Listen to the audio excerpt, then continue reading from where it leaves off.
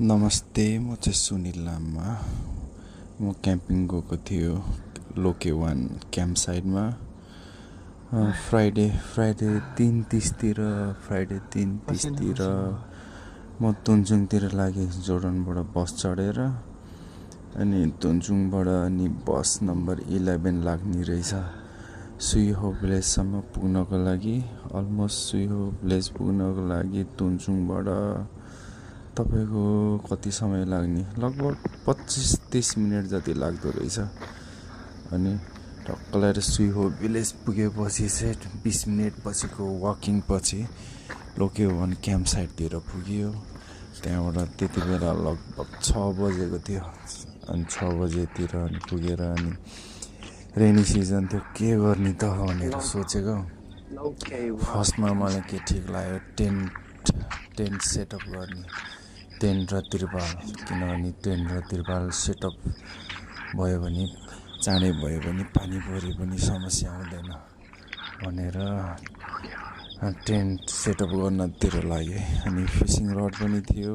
आफूलाई फेरि फिसिङ कति बेला बल्छी खानु पनि भइरहेको थियो फेरि है। तर के गर्नु, फेरि टेन्ट सेटअप गर्नु पऱ्यो, पानी पऱ्यो भने सत्यनाश भइहाल्छ होइन। जस्तो तसो हामी टेन्ट सेटअप गऱ्यो। फर्स्ट अलमोस्ट इभिनिङ चाहिँ जसो तसो क्याम्प सेटअप गऱ्यो। त्यहाँबाट अनि त्यति बेला चाहिँ मलाई आइडिया भन्नाले रसमै सेटअप गरेको थियो कि मैले। अनि सेटअप गरेपछि अनि त्यहाँ फिसिङ रड पनि 3टा फिसिङ रड पनि रेडी बनाएँ। त्यहाँबाट श्रिम्प हालेर अनि टक्क लगाएर हानेर अनि त्यो फिसिङ रड अड्काउने एउटा त्यो बाँसको पनि बनायो, के अरे गाड्यो, बाँसको गाडेर फिसिङ रड हालेँ। फिसिङ रड टक्क हालिसकेपछि अनि त्यहाँबाट अनि टक्क खानेको व्यवस्था गर्यो। चुलो थियो, के अरे पोर्टेबल चुलो र ग्यास थियो। अनि एल्युमिनियम फोइलमा चाहिँ पानी तताएर रामेन बनाएर खायो। इजी रामेन बनायो। अनि त्यहाँबाट अनि 2टा जति अन्डा हालेँ, 2-3टा जति अन्डा हालेर त्यति खायो। पानी चाहिँ त्यहाँनिर क्याम्प साइडमा पानी थियो भनेर चाहिँ स्प्रिङ वाटर भन्दो रहेछ होइन। स्प्रिङ वाटर एभाइलेबल थियो भनेर चाहिँ म चाहिँ विश्वस्त थिएँ त्यहाँनिर पानी धेरै चाहिँदैन भनेर। सो मैले 1 बोतल मात्र पानी लिएर गएको थिएँ त्यहाँबाट। अनि अभियसली थियो टाइम पासको लागि 2 बोतल रक्सी थियो, 2टा मात्र बियर थियो होइन। अनि रामेन बनाएर खाएँ, एकदम पोर्टेबल इटिङ थिङ्स। अनि त्यहाँबाट अनि खाइ भएर यताउता गऱ्यो। अनि त्यहाँबाट अनि ग्यासको सेटअप अलिकति मिलेको थिएन, एल्युमिनियम फोइल त्यो राख्न अलिक मिलेको थिएन, प्रब्लम आइरहेको थियो। त्यहाँबाट मैले अचानक त्यति बेला आइडियाहरू आएन के गर्नुपर्छ भनेर, म पछि भन्छु त्यो कुराहरू।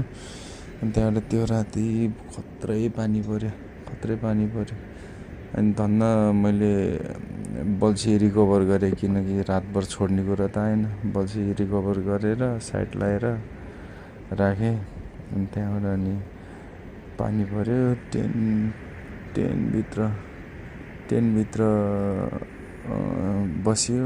तर मैले मेरो टेन्ट चाहिँ तिरपाल मुनि राखेको थिएन क्या। तिरपाल मुनि नराखेपछि चाहिँ सायद टेन्ट जति राम्रो भयो पनि अब ढोका खोलेर सुतेन भने चाहिँ यो बेलामा चाहिँ पानीको छिटाहरू छिर्ने, अनकम्फर्टेबल हुने, गर्मी हुने हुँदो रहेछ होइन। तर मलाई बेस्ट आइडिया चाहिँ टेन्ट चाहिँ सकेसम्म तिरपाल मुनि नै राख्नु, पानी जोगिने गरेर। मलाई चाहिँ त्यो लाग्यो होइन। त्यो रात सुत्न सकेन, छर्लङ्गै बिहान भयो।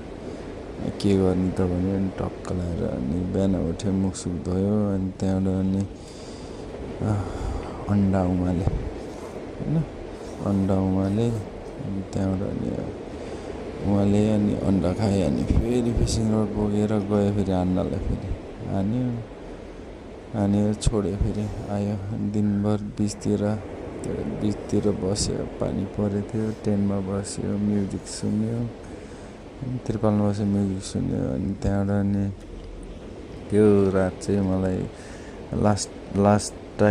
लास्ट डे गरेको टेन्टको सेटअप चाहिँ एकदम झुर भएको रहेछ। किनभने हतारमा सेटअप गरेको होइन, बल्छी हान्ने धुनमा।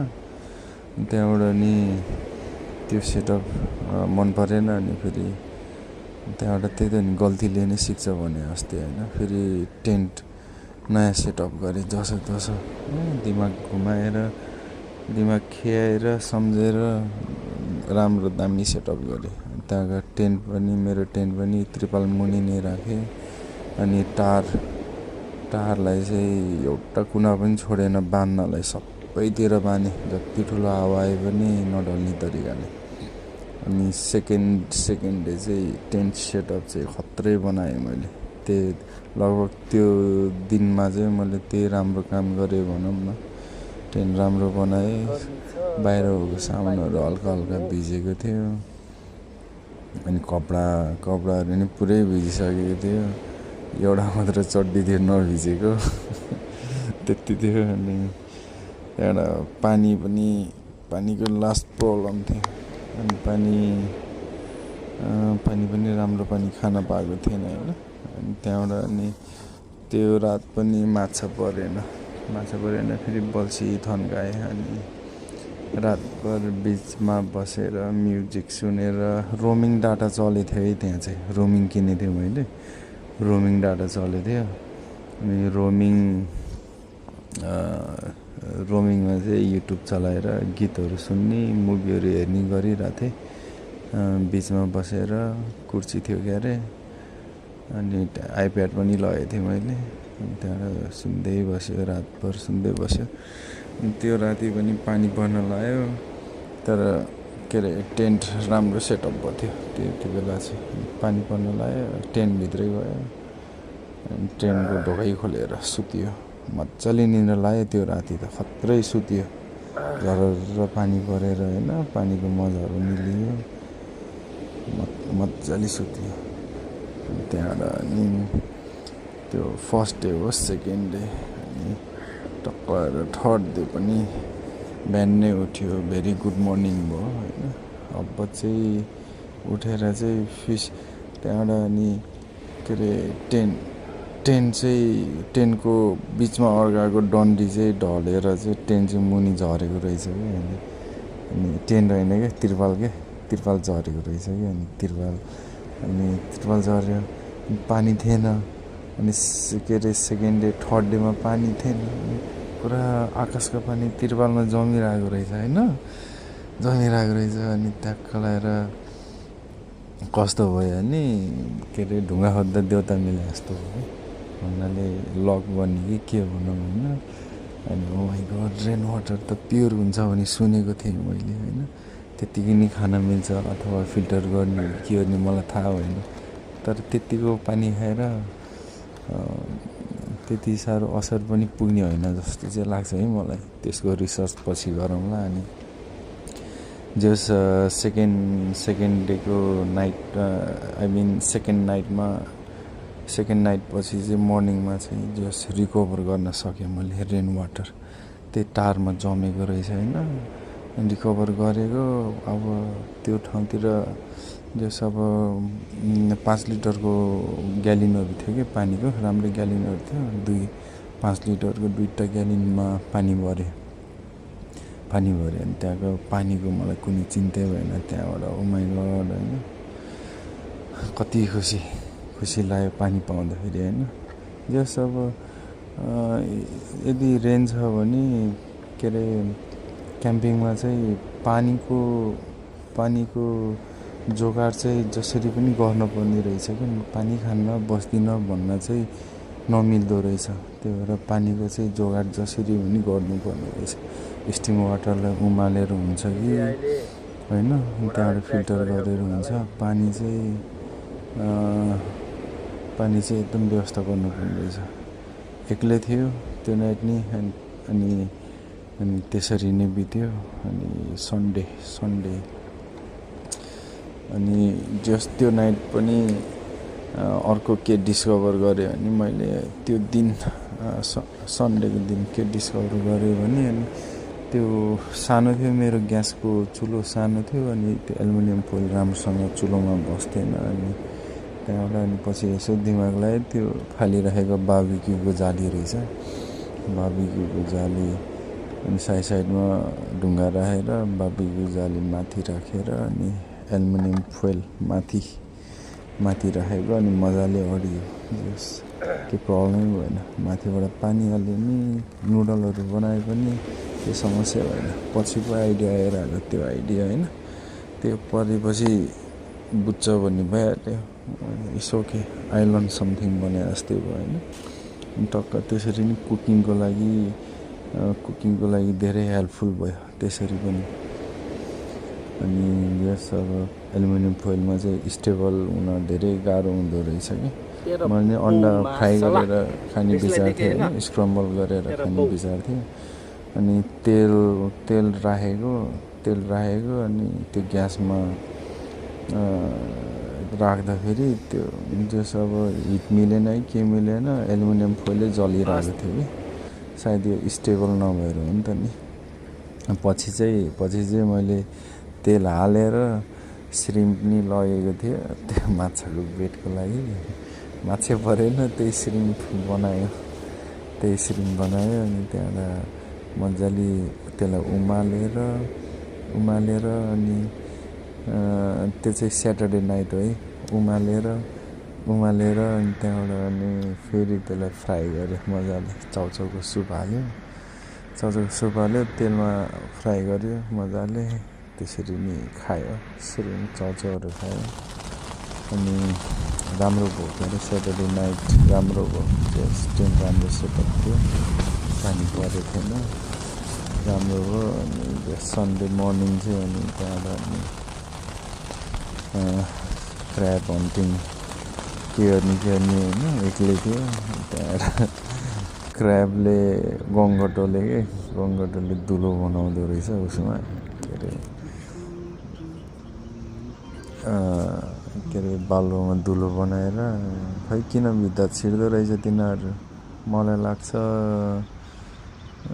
चिसो खोज्न हो कि के गर्न छिर्दो रहेछ त्यहाँबाट त्यो दुलोहरू खोताल्दै 11-12वटा ठिकठिकको क्र्याब समाते तिनीहरूलाई समात्दै बाल्टिनमा हाल्दै गऱ्यो त्यहाँबाट त्यसरी क्र्याब समात्दै बित्यो होला हो 2 घन्टा 3 घन्टा जति बित्यो होला त्यहाँबाट त्यही क्र्याब अनि त्यहाँबाट स्टिम वाटरमा मजाले पखाल्यो होइन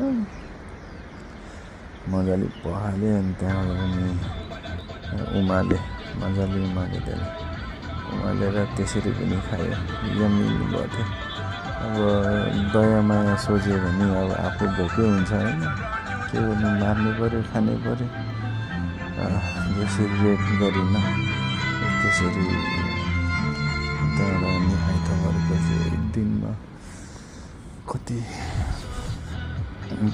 के अरे 5 बजेतिर प्याकिङ स्टार्ट गरियो 4:30-5 बजेतिर प्याकिङ स्टार्ट गरियो त्यहाँनिर टाढा थियो 2टा कपाल जति टाढा थियो तर चाइनिजहरूसँग त बोल्थेन नि त नि आइहाल्दा त भइहाल्छ तर हामी नेपालीहरू भेटेको जस्तो हुँदैन नि कुरा गर्ने गफ गर्ने टोटल्ली अलोनै फिल भएको थियो मैले चाहिँ बिच मजाले इन्जोय गरेँ यता जाने उता जाने सामानहरू आफूलाई चाहिने सामानहरू के के छ खोज्ने होइन त्यो मजाले इन्जोय गरेँ तर खोइ चाइनिजहरू के गर्यो त्यो टेन्टबाट बाहिरै निस्किनु बिच घुम्न आएको अरे क्याम्पिङमा आएको अरे पानीधरि छुन गएन हो पौडी नि खेलेँ म त गएँ एक्लै पौडी खेल्यो चस्मा लगेको थिएँ पौडी खेल्यो बस्यो त्यहाँबाट गऱ्यो आफ्नो लागि ड्रिङ्क्स पनि खायो रमाइलो गऱ्यो जस्ट मेरो क्याम्पिङ चाहिँ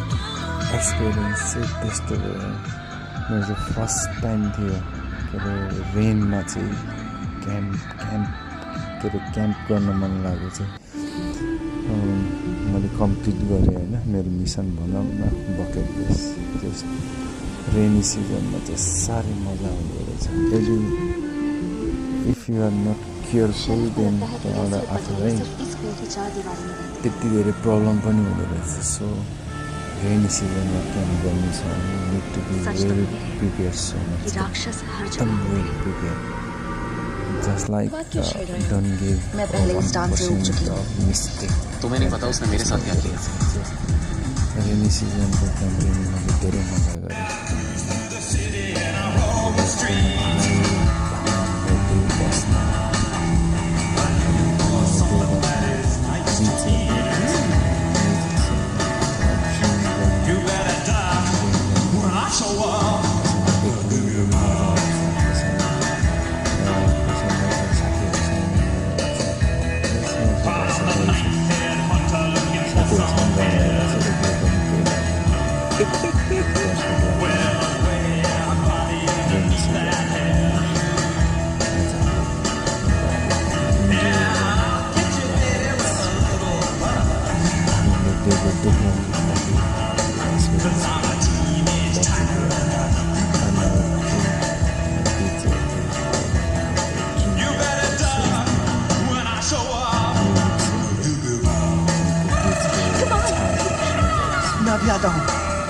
धेरै एक्सपिरियन्स गरेँ मैले रेनी सिजनमा क्याम्पिङको अनि